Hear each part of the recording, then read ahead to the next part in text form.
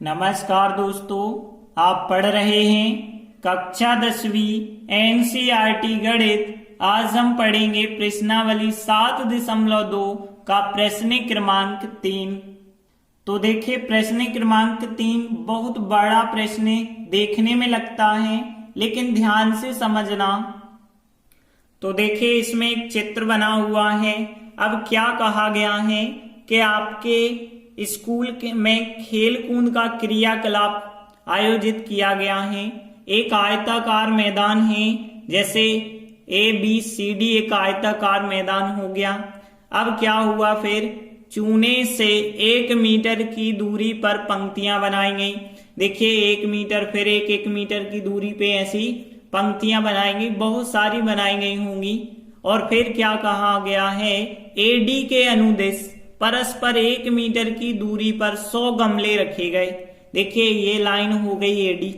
अब यहाँ पे AD के अनुदेश 1 2 3 4 5 ऐसे आपको कुछ ही गमले दिखाई दे रहे हैं, लेकिन कहा गया है 100 गमले रखे गए हैं। मतलब जहां तक AD होगी वहीं तक 100 गमले रखे गए हैं और 1 मीटर की दूरी पे रखे गए हैं।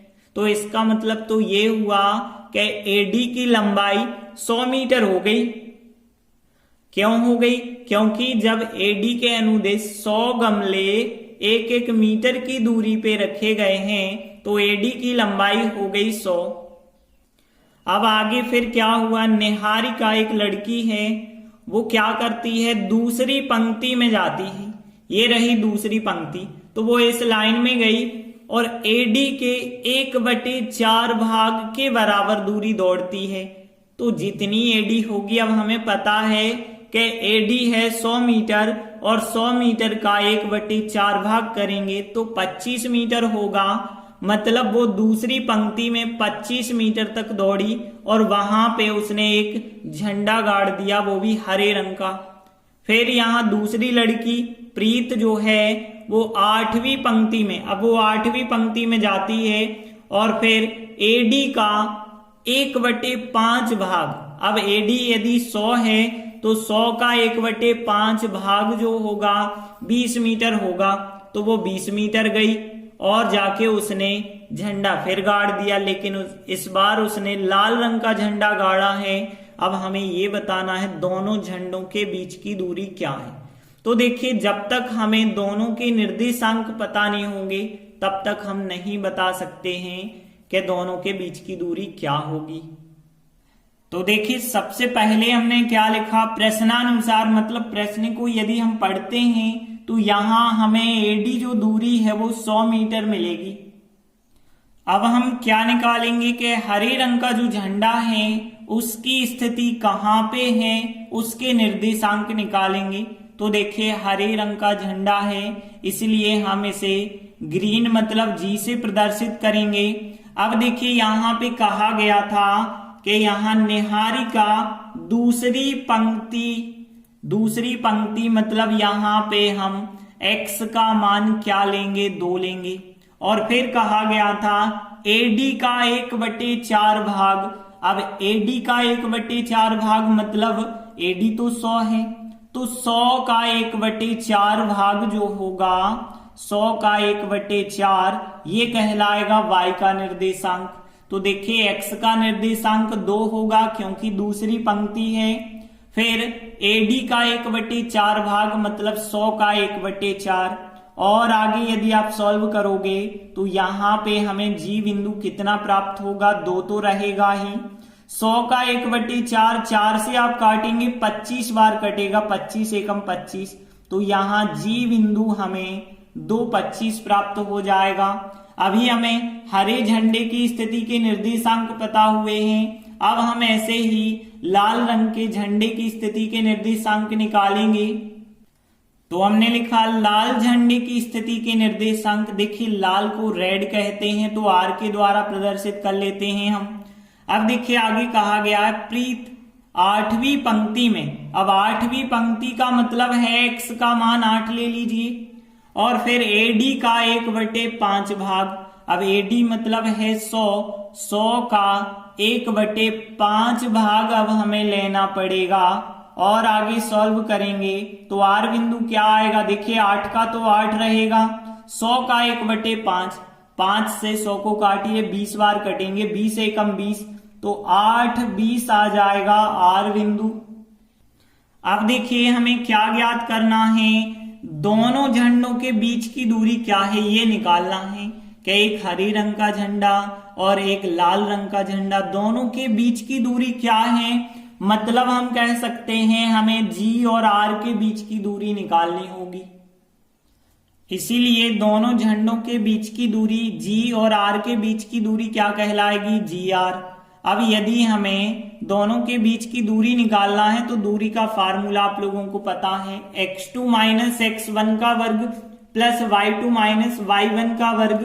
तो यहाँ पे हम 8 में से 2 को घटाएंगे क्योंकि x1 y1 x2 y2 ये कहलाएंगे, तो हम 8 में से 2 को घटाएंगे और फिर वर्ग करेंगे, फिर प्लस 20 में से 25 को घटाएंगे और फिर वर्ग करेंगे, तो 20 माइनस 25 का वर्ग करेंगे। और आगे यदि हम सॉल्व करते हैं तो देखिए यहाँ पे 8 में से 2 घटाए 6 का वर्ग आएगा, प्लस 20 में से 25 घटाए माइनस 5 का वर्ग आ जाएगा, और यहाँ पे 6 का वर्ग 36 होगा, माइनस 5 का वर्ग प्लस के 25 हो जाएगा, और यदि आप जोड़ेंगे तो यहाँ पे कितना हो गया, करणी 61 हो गया। तो यहाँ पे दोनों झंडों के बीच की दूरी जी आर का मान करणी 61 हो जाएगा। अब इसके गुणनखंड नहीं होते तो इतने मीटर एक आंसर हमारा हो गया। अब आगे कहा गया है यदि रश्मि को एक नीला झंडा इन दोनों झंडों को मिलाने वाले रेखाखंड पर ठीक आधी दूरी मतलब बीच में गाड़ना है तो उसे अपना झंडा कहाँ गाड़ना चाहिए। एक चीज ध्यान देना, ये रहा हरे झंडे के निर्देशांक, ये रहे लाल झंडे के निर्देशांक। अब यदि हमें इन दोनों के बीच में कोई झंडा गाड़ना है, वो नीले रंग का है, तो फिर बीचों बीच यदि गाड़ना है तो वो जी आर का मध्य बिंदु होगा। तो हमने लिखा चूंकि नीले झंडे को दोनों झंडों के बीच गाड़ना है, इसलिए नीले झंडे की स्थिति के पहले हम निर्देशांक ज्ञात करें तो वो क्या होंगे। देखिए जब दोनों के बीच गाड़ना है तो फिर जी आर रेखाखंड का मध्य बिंदु ही हो जाएगा नीला झंडा। अब यहाँ पे यदि हम इसके निर्देशांक ज्ञात करते हैं तो यहाँ पे क्या होगा, जी आर का मध्य बिंदु। अब जी और आर आपको पता है, ये रहे जी आर, और मध्य बिंदु कैसे निकालते हैं हम, x1 प्लस x2 बटे 2 y1 प्लस y2 बटे 2 करते हैं, मतलब x वालों को जोड़ के आधा y वालों को जोड़ के आधा। तो यहाँ पे जो भी यहाँ पे बिंदु होगा वो 2 प्लस 8 बटे 2 मतलब x1 प्लस x2 बटे 2, ये रहा x1 और ये रहा x2, दोनों को जोड़ के आधा करेंगे और फिर y1 प्लस y2 मतलब 25 प्लस 20 बटे 2 करेंगे। और ये जो है नीले रंग का है, इस वजह से नीले रंग को हम ब्लू कहते हैं, तो b के द्वारा प्रदर्शित कर दें। और आगे यदि हम सॉल्व करते चलेंगे तो देखिए 8 और 2 10 बटे 2 आ गए, और यहाँ पे कितने हो गए 25 और 20 45 बटे 2 हो गए। और देखिए यहाँ पे 10 बटे 2 का मतलब है 5, 45 बटे 2 कट तो नहीं पाएंगे, लेकिन आप 2 का भाग यदि 45 में देंगे तो दशमलव में जरूर आंसर आ सकता है, तो 22.5 आएगा।